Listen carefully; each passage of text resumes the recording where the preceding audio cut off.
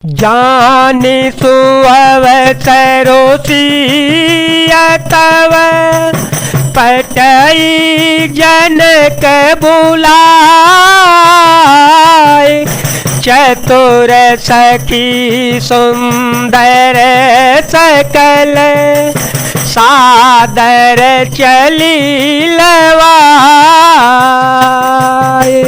तब सुअवसर जानकर जनक जी ने सीता जी को बुला भेजा।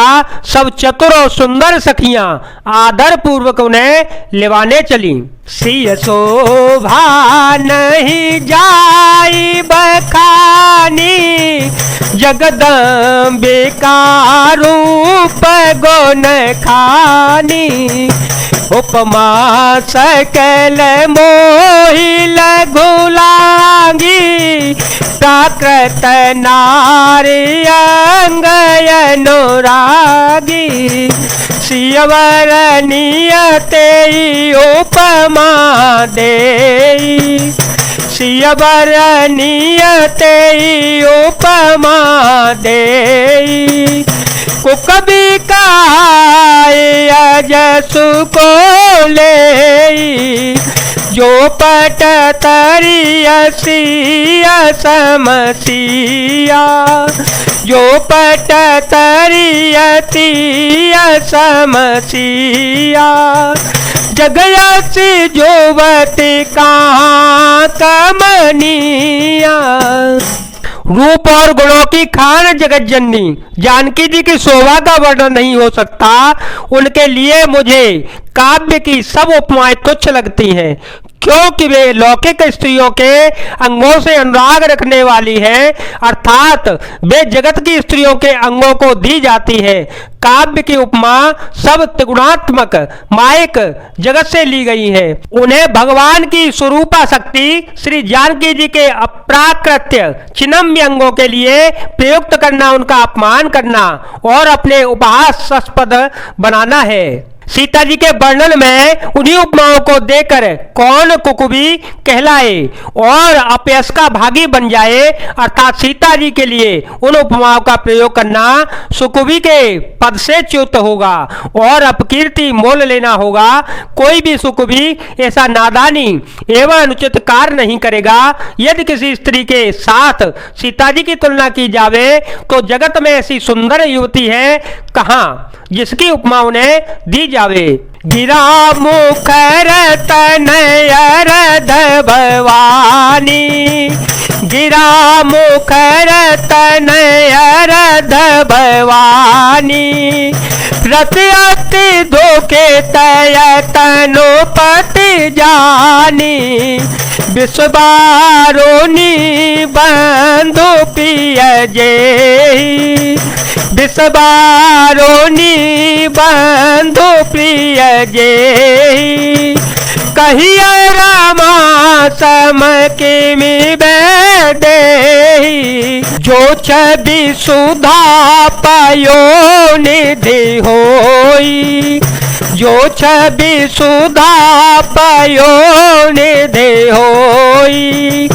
परम रूपमय कछपु सोई शोभार जो मंदरो सिंगारो शोभार जो मंदरो सिंगारो।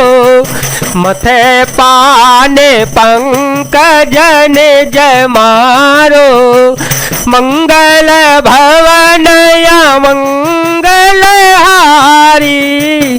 प्रभो सो दशरथ अजर विहारी।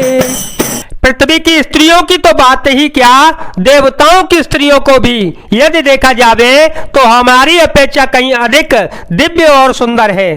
तो उनमें सरस्वती जी तो बहुत बोलने वाली हैं। पार्वती अर्धांगिनी है, अर्थात अर्ध नारी नटे स्वर के रूप में उनका आधा ही अंग स्त्री का है, शेष आधा अंग पुरुष शिवजी का है। कामदेव की स्त्री रतिपति को बिना शरीर का अनंग जानकर बहुत दुखी रहती हैं और जिनके विश्व मध्य जैसे समुद्र से उत्पन्न होने के नाते प्रिय बाई है। उन लक्ष्मी के समान तो जानकी जी को कहां ही कैसे कहा जावे।